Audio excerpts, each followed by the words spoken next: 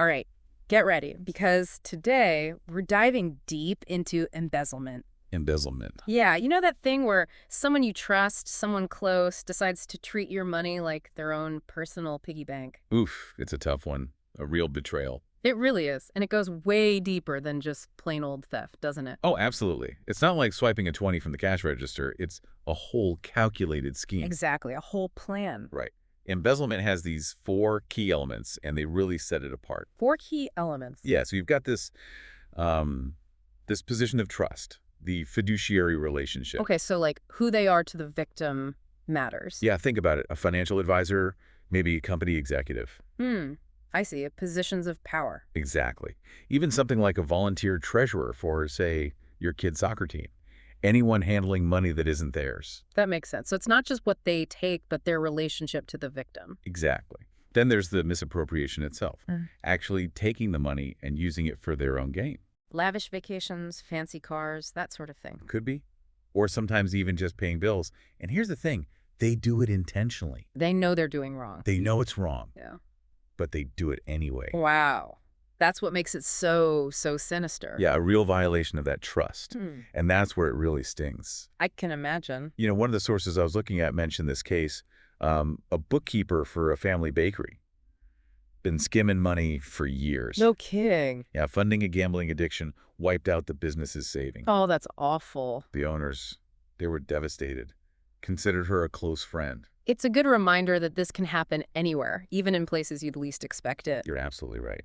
And speaking of places, the sources we looked at, they could cover some wild embezzlement scenarios. I mean, we've got everything. The classic employee stealing from the register. Right. A corporate executive cooking the books. Even a government official diverting public funds, can you believe it? To a secret offshore account. It's incredible the variety of ways this happens. And what's fascinating is how they actually pull it off. It's not always walking out with a suitcase full of cash, is it? No, not at all. Some of these methods are, well, they're pretty clever. Devious, you mean? Yeah, devious is a good word. I was reading about how some of these embezzlers, they'll create fake invoices, even shell companies, to funnel money. To make it look legit. Exactly. Make it look like normal business expenses. Wow. So sneaky. And even small discrepancies, they can add up over time. Really? Like how? Think of a cashier skimming a few dollars off each transaction. Oh, I see. A contractor, maybe, padding their invoices with a few extra hours here and there. It's death by 1,000 cuts. Makes you wonder, is there like a telltale sign? Do these embezzlers start, suddenly flashing cash, living way beyond their means? That is a classic red flag. But not everyone fits that stereotype. Oh, really? Sometimes they lead pretty modest lives, funneling the money into investments, maybe hiding it offshore. So it's not always about the flashy spending. It's about the deception itself. Exactly. And that's why it's so important to have safeguards in place to prevent this kind of thing from happening. So what can people do? Well, our sources talk about a few techniques. Things like segregating duties. Segregating duties, what's that? Basically, no single person has complete control over financial transactions. Makes sense. So like one person approves the purchase order, another issues the check, and someone else reconciles the statement. Exactly. It makes it a lot harder for one person to act alone. Like a system of checks and balances. Exactly. Like that old saying, 2 heads are better than 1. But in this case, it's more like 3 sets of eyes are better than 2. Right. And then, having strong internal controls, regular audits, good accounting software. That kind of stuff makes a big difference. A huge difference. These systems can flag suspicious activity and make it tougher to manipulate records. Like having a financial watchdog on duty 24/7. You got it. Always watching, sniffing out any shady transactions. And then, of course, background checks. Ah, so you know who you're dealing with. Exactly. Thoroughly vetting employees, especially those in positions of, financial trust, helps uncover any past issues, red flags that might have slipped through the cracks. So it's all about being proactive, minimizing the risk. Exactly. But what if you've got an embezzler who's really good at covering their tracks? How do they get caught? Yeah, that's what I was thinking. That's where things get really interesting. It often comes down to a tiny inconsistency, a slip-up. A slip-up. Like what? One of the sources talked about this case where an embezzler got caught because, get this, they accidentally used their personal email address on a fake invoice. Wow, one tiny error. One tiny error brought down their whole operation. Talk about attention to detail.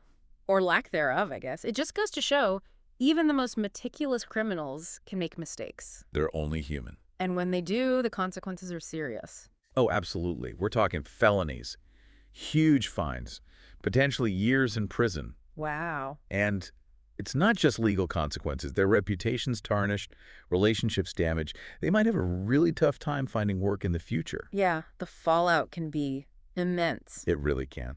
We've talked about the impact on the embezzler, but what about the victims? What kind of support is available for them? Oh, that's so important, and it often gets overlooked. I bet. The emotional toll can be just as devastating as the financial loss. Think about it. That sense of betrayal, the violation of trust, questioning your own judgment. Like the rug has been pulled out from under you, financially and emotionally. Exactly. And the road to recovery, well, it can be long and challenging. There are resources, though, right, to help victims through this. Thankfully, yes. Yeah. There are support groups specifically for victims of financial crimes. So they can connect with others who understand. Exactly. Share their experiences. And there are therapists, counselors who specialize in trauma and financial abuse. They can provide that extra layer of support. Exactly. Give them the tools they need to heal and rebuild their lives. It's a reminder that embezzlement isn't just about numbers, it's about people. Absolutely. And those people deserve support and compassion. Couldn't agree more. We need to be proactive, not only in preventing embezzlement, but in supporting those who have been affected by it. Well said. We've covered a lot of ground here. We've talked about what embezzlement is, the methods used, the consequences for both the embezzler and the victim, and even touched on some of the resources available for those impacted. But there's still so much more to uncover. There is. In the next part of our deep dive, we'll be going into the world of forensic accounting. Ooh, forensic accounting. Yeah, these investigators, they're like financial detectives, piecing together the puzzle of embezzlement, bringing these criminals to justice. Sounds intense. Oh, it is. Stay tuned, folks. This deep dive is just getting started. A world full of twists and turns, for sure. Makes you wonder, how do these cases even get investigated? I mean, it's like trying to follow breadcrumbs in a digital forest. Yeah, good analogy. So many places for things to hide. You're not wrong. Financial investigations, they can be incredibly complex. I bet. Imagine trying to trace the flow of money through shell companies, offshore accounts, even cryptocurrency exchanges these days. Cryptocurrency, oh man, that adds a whole other layer. It does. It does. Talk about a needle in a haystack. That's where our forensic accountants come in. Forensic accountants. Yeah, think of them like financial detectives trained to spot discrepancies. Like inconsistencies. Yeah, analyze those complex transactions and follow that money trail wherever it leads. So they're not just crunching numbers, they're like piecing together a story. Exactly, using their expertise to sift through, well, mountains of data, interviewing witnesses, and building a case that can hold up in court. I bet they've seen it all. I'm sure they have. So what are some of the things that tip them off? Like, what are the red flags that make them say, hold on, something's fishy here? Well, unexplained discrepancies in financial records, that's a big one. Like what? Give me an example. Say a company's revenue is going way up, skyrocketing even, but their inventory levels are staying the same. That doesn't sound right. That's a sign that something might be off. Ah, so it's not just what the numbers say, but what they don't say. Exactly. Another red flag, a sudden change in an employee's lifestyle. Oh, like they suddenly start spending a lot more. Yeah, if someone who is, driving a beat-up car and brown bagging their lunch suddenly starts sporting designer clothes and taking lavish vacations, that might raise some eyebrows. Yeah, you'd think, where'd that money come from? Right. It's like that saying, if it looks like a duck, swims like a duck, and quacks like a duck, then it probably is a duck. Except in this case, it's more like, if it spends like a millionaire, it might be an embezzler. Exactly. Got it. And then there's the behavior aspect. Oh, interesting. If someone becomes overly protective of their work, refuses to share information, starts coming in early and staying late without a clear reason. Suspicious. Yeah, it could be a sign they're trying to hide something. Almost like they're building a fortress around their desk. Exactly. Trying to keep everyone away. And of course, missing documentation. Ah, like receipts and invoices. Yeah, if invoices, receipts, other important records suddenly vanish. Oof. That's a sure sign that something's amiss. It's like in those detective movies where the suspect conveniently lost their phone the night of the crime. Always a little too convenient. Right. But it's not always that obvious. I bet. Sometimes the signs are much more subtle. Really? Takes a keen eye for detail, a deep understanding of financial practices, and a healthy dose of skepticism to unravel these cases. So it's not just about being good with numbers. You got to be a bit of a psychologist, too. You need to be able to read people, understand their motivations, and see through their deceptions. I can see how that would be really helpful. For sure. It sounds like a fascinating job, but high pressure. Definitely high stakes. You know, I was reading through our sources, and one case really stuck with me. Oh, yeah. What was that? This forensic accountant, they noticed this pattern of small, like really insignificant transactions.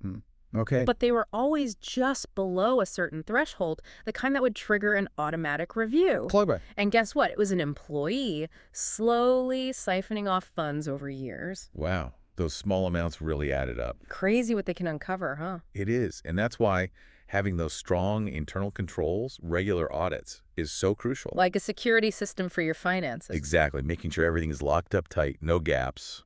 And also creating a culture where people feel comfortable speaking up if they see something suspicious. That's got to be important too, right? Oh, huge. That see something, say something mentality, but for financial wrongdoing. Exactly. Early detection is key. The sooner you catch it, the less damage. Right. Exactly. So let's say an embezzler is caught red-handed. Busted.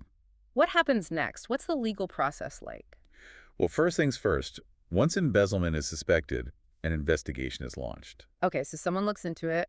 Right. Either internally or by law enforcement. I guess it depends on the scale of the crime. Exactly. If there's enough evidence, criminal charges can be filed. And then it goes to court. Yep. The prosecution has to prove beyond a reasonable doubt that the defendant committed embezzlement. So they need a lot of proof. They do. They have to show evidence of those 4 key elements we talked about earlier. Right. The fiduciary relationship, the misappropriation, the intent, and the breach of trust. Exactly. They've got to connect all the dots. Sounds like a pretty high bar to clear. It is. But with strong evidence, financial records, witness testimonies, expert analysis from forensic accountants, they can build a solid case. Hopefully justice is served. Right. And what about the victim? Yeah, what happens to them? They have options. They can pursue civil litigation to try and recover their losses. So they can sue the embezzler. Exactly. To try to get their money back. At least there's a chance to recoup some of what was lost. And in some cases, they may even be able to recover damages for things like emotional distress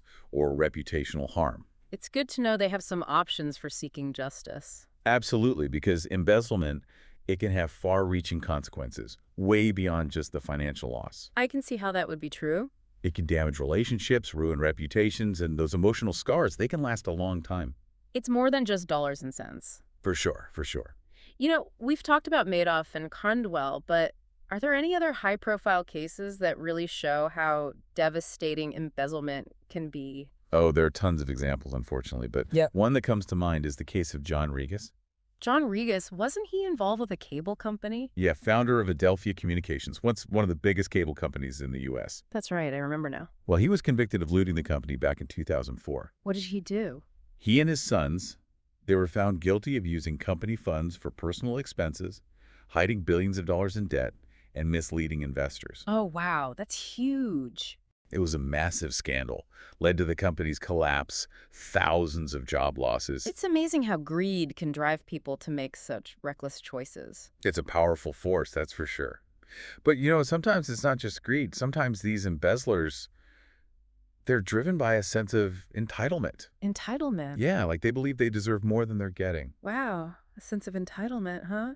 Others might be trying to cover up personal financial problems or maybe trying to keep up a certain lifestyle. Trying to keep up with the Joneses. You got it. It's like a psychological puzzle. It is, trying to understand what motivates someone to commit a crime like this, especially when they often have so much to lose. Makes you wonder what goes through their minds. And it's important to remember that there's no one-size-fits-all profile of an embezzler. So it could be anyone. It could be, from a trusted employee to a high-powered executive. You just never know. It's a reminder that we need to be vigilant, even with those we consider close. Absolutely. Trust is precious. Never take it for granted. Couldn't agree more. And that brings us to something we touched on earlier, the changing landscape of embezzlement in the digital age.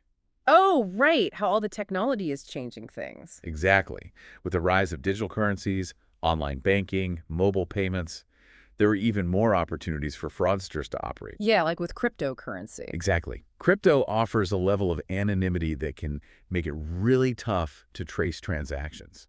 Right, so it's harder to follow the money. Much harder, which makes it very appealing to criminals. Makes sense. It's like the Wild West of finance out there. The rules are still being written.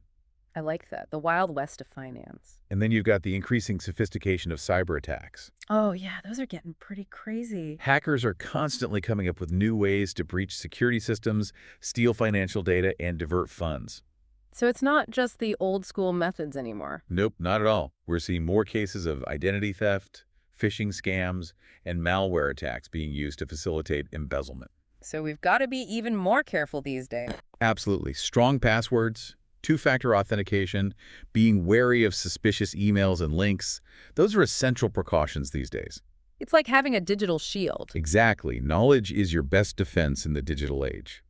Couldn't agree more. So true. Well, this deep dive into the world of embezzlement, it's been fascinating and a little unsettling, I have to say. I know you mean. It's a reminder that crime can take many forms and that vigilance is key. Well said. We've covered a lot of ground, but I think there's still one crucial aspect we need to address. Oh, what's that? It's something that often gets overlooked in discussions about financial crime, but it's incredibly important. I'm intrigued. Tell me more.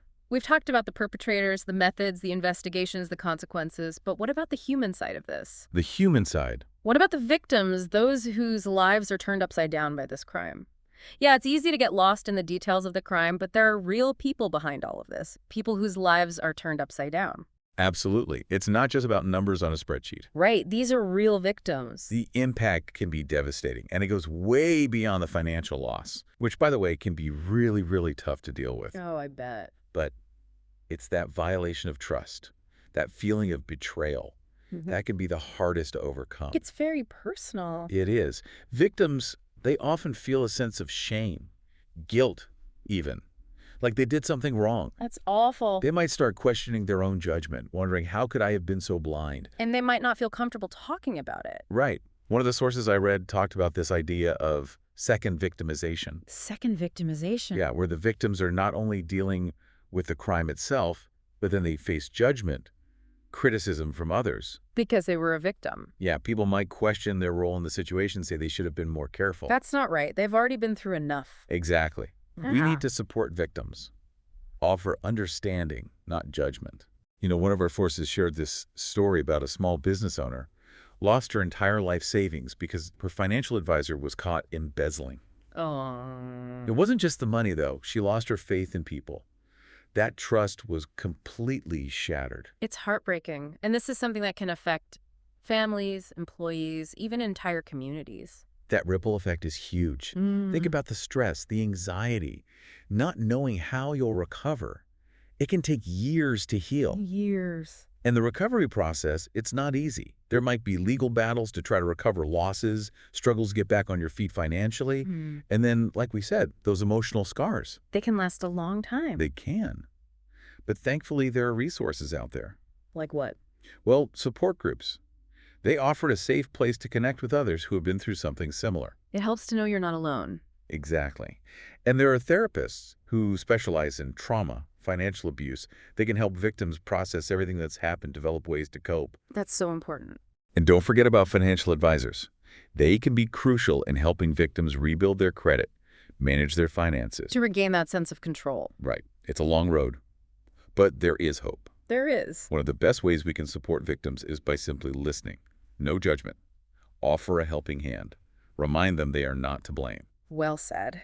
This deep dive, it's been eye-opening, to say the least. It has. We've explored embezzlement from all these different angles, the methods, the motivations, the consequences, ways to prevent it, and how we can help victims. It's complex. It is, and it has real-world impacts. Good time. To our listeners, thank you for joining us as we explored the world of embezzlement. We hope you learned something new and that you have a better understanding of just how important trust, integrity, and protecting your financial well-being really are.